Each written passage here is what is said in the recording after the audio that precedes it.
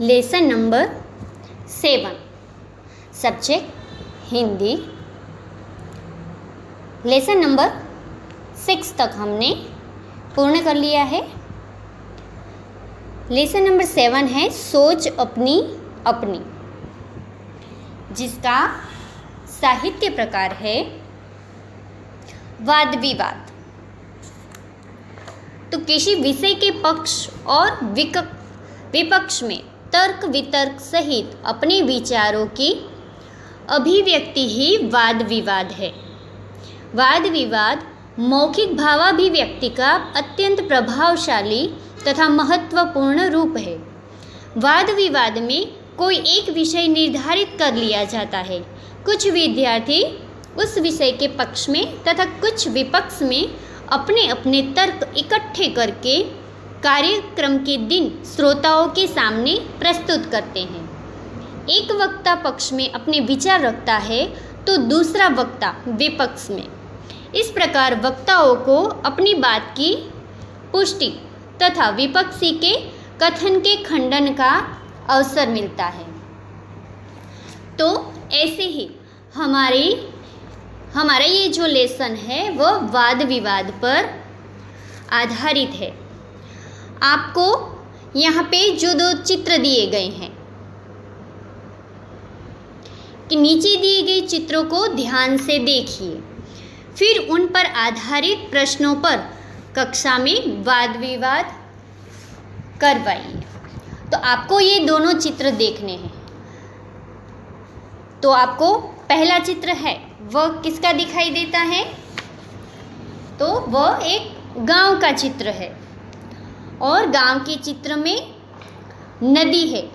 उसके घाटों पर नहाते, कपड़े धोते, पानी भरते और काम करते लोग हैं।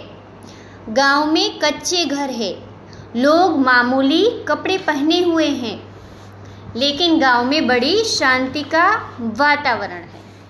ये हमारा जो पहला चित्र है उसमें ये दिखाई देता है। दूसरा हमारा जो चित्र है, चित्र के आधार पर हम देख सकते कि वो किसी नगर का, शहर का चित्र है।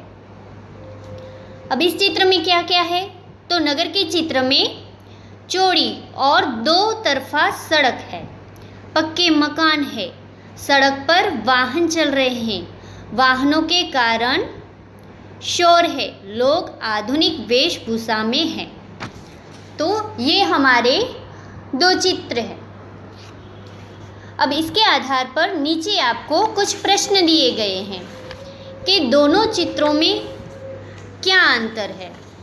तो हमने जिसे अभी देखा कि पहला हमारा गांव का है, दूसरा शहर का है।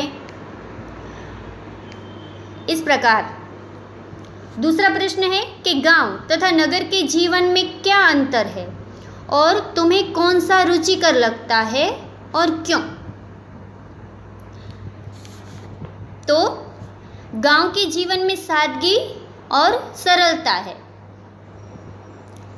किसी तरह की बनावट और तड़क भड़क नहीं है, लोग शांति से अपने अपने काम करते हैं, नदी कुएं का पानी पीते हैं, वे अपने खेतों में उगाया अनाज तथा ताज़ी सब्जियां खाते हैं, लोग कच्चे घरों में रहते हैं पर उनका जीवन प्रकृति के बहुत नज़दीक होता है।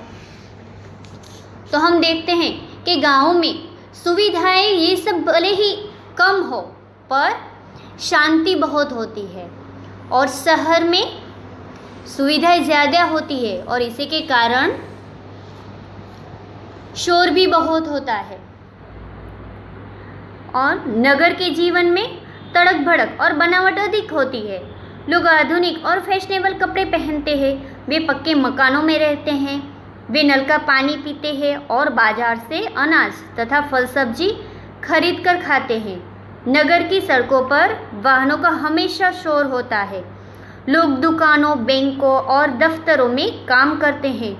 नगर के जीवन में शांति नहीं होती, लोगों का जीवन प्रकृति से बहुत दूर होता है।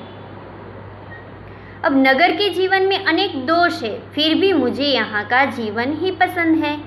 यहाँ के लोग शिक्षित और प्रगतिशील होते हैं। नगर में अच्छे स्कूल और कॉलेज होते हैं। इनके कारण मनपसंद शैक्षणिक योग्यता प्राप्त की जा सकती है। अनेक संस्थाएं, पुस्तकालय आदि व्यक्ति की योग्यता बढ़ाने में सहायक होते हैं।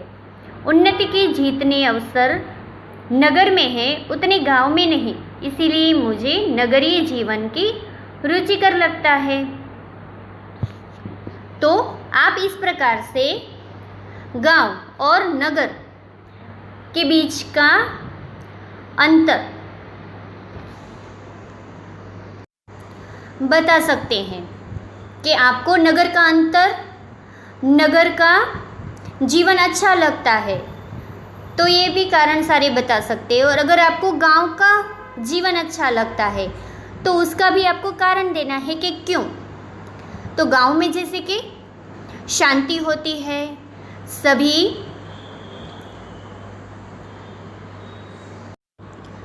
सभी लोग एक प्रकृति के नहीं होते। किसी को शांति भी प्रिय होती है कि गांव में रहना है, संतोषी होते हैं, वो गांव में रह कर भी अपना गुजारा कर लेते हैं। तो आपको गांव और नगर के जीवन में क्या अंतर ये बताना है और आपको कौन सा रुचिकर लगता है और क्यों, ये भी बताना है। तीसरा प्रश्न है कि क्या तालाब का जल पीने के योग्य है? यदि नहीं तो क्यों? तो सोचिए आप सभी कि तालाब का जल होता है पीने योग्य। अब तालाब तो खुली जगह में रहता है, उसमें धूल मिट्टी भी गिरती है, पेड़ों के पत्ते भी गिरते हैं, और हम चित्र में भी देखते हैं कि लोग वहाँ पर तालाब में नहाते हैं, कोई वहाँ बर्तन मांजते हैं, कपड़ा धोने आते हैं। तो गांव के लोग सारे अपने जो कार्य होते हैं वह भी तालाब के पानी में ही करते हैं। तो वह पानी तो दूषित ही हो गया, तो ऐसा पानी पीने के योग्य होता ही नहीं, इसीलिए तालाब का पानी पीने योग्य नहीं कहलाता। अब आगे नीचे दिए हुए मुद्दों के आधार पर विज्ञान वरदान या अभिशाप इस विषय के एक पक्ष पर अपने विचार कारण सहित प्रस्तुत कीजिए। अब अभी हम क्लास में नहीं पढ़ रहे, नहीं तो हम दो पक्ष बनाकर इस विषय पर वाद विवाद करते। दो पक्ष, एक पक्ष और दूसरा विपक्ष। आप ये ऊपर अभी जो हमने दो चित्र देखे, इसमें भी इस प्रकार से वाद विवाद कर सकते हैं। कोई एक पक्ष हो वो गांव के पक्ष में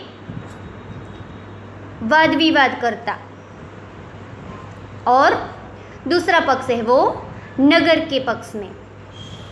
अब ऐसे ही आपको विज्ञान वरदान या अभिशाप, इसके लिए नीचे दिए गए जो शब्द है उन शब्दों का उपयोग करके अपने विचार कारण सहित प्रस्तुत करने हैं। तो विज्ञान वरदान या अभिशाप, इसका देखें तो प्रत्येक वस्तु के दो पहलू होते हैं। एक पहलू उसकी अच्छाइयाँ बताता है, दूसरे में उसकी बुराइयाँ दिखाई जाती है। विज्ञान को भी इस कसौटी पर कसे तो सबसे पहले उसके अच्छे पहलू हमारे सामने आते हैं। विज्ञान ने बिजली की खोज कर मानव जाति पर बड़ा उपकार किया है। ट्यूबलाइट, पंखे, AC, cooler, fridge, geyser, lift तथा बिजली से चलने वाली अन्य मशीनें विज्ञान की अद्भुत देन है। डॉक्टरी पेशे के तमाम उपकरण, एलोपैथी दवाइयाँ विज्ञान ने ही हमें दी है। टेलीफोन और मोबाइल, फिल्में, दूरदर्शन, कंप्यूटर, मोटर, बस, ट्रेन, हेलीकॉप्टर, हवाई जहाज आदि वाहन भी विज्ञान के ही दिए हुए हैं। विज्ञान के कारण आज मनुष्य अंतरिक्ष में पहुंच गया है। चांद की धरती पर उसने अपने कदम रख दिए हैं। विज्ञान के इन अनमोल वरदानों के कारण मानव आज धरती पर ही स्वर्ग के सुख लूट रहा है। इन सब वैज्ञानिक आविष्कारों के साथ ही विज्ञान ने बंदूक, पिस्तौल, परमाणु बम जैसे हिंसा और विनाश के साधन भी हमें दिए हैं। विज्ञान के कारण आज जल, थल और वायु में प्रदूषण भी बढ़ा है। इसमें संदेह नहीं है, ये विज्ञान के अभिशाप है, परंतु विज्ञान के वरदानों की तुलना में उसके अभिशाप खतरनाक होने पर भी कमज़ोर पड़ जाते हैं। सच तो यही है कि यदि विज्ञान न होता तो मानव जाति आज भी वही जीवन जीती जो आदिकाल में जंगलों में रहने वाले लोग जीते थे। इसीलिए हमें विज्ञान को वरदान और आधुनिक वैज्ञानिकों का आभार मानना चाहिए। उनके प्रयत्नों से ही हमें वैज्ञानिक सुविधाएं मिली हैं। तो इस प्रकार से विज्ञान वरदान या अभिशाप, उनमें ये शब्दों का उपयोग करके पूरा पैराग्राफ आपको लिखना है। आज के वीडियो में हम यहाँ तक ही हमारा ये लेसन देखते हैं। नेक्स्ट वीडियो में हम आगे का लेसन देखेंगे।